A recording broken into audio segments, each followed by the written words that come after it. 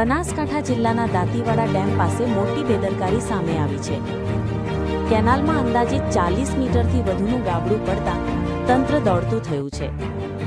ગાબડાના કારણે હજારો લીટર પાણી બનાસ નદીમાં છોડવું પડ્યું છે.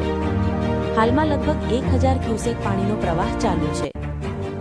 અધિકારીઓ ગાબડું પૂરવા માટે મથામણ કરી રહ્યા છે, પરંતુ વિસ્તારમાં ભયનો માહોલ છે.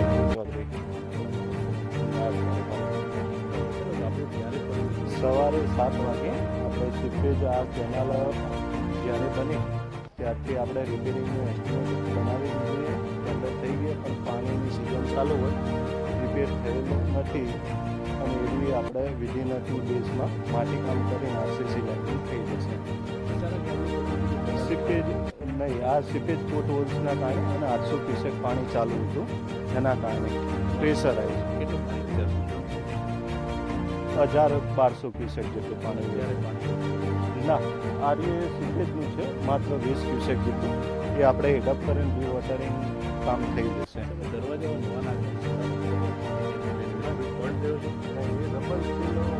એનું છે, કોઈ એ ફોલ્ટ નથી.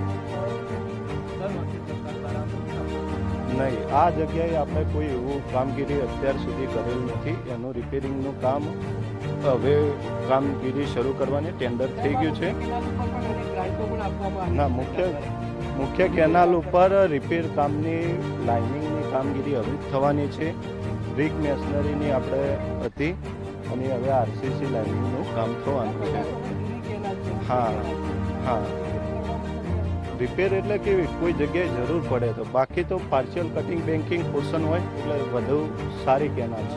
કેટલું મોટું ગાબડું છે? આ 30 મીટરનું ગાબડું છે. આપણે 30 થી 40 મીટર. આટલું બધું ગાબડું કરવાનું કારણ એ જ પોટ હોલ્સને સીપેજ થવાના કારણે. કેટલા દિવસમાં 4 દિવસ.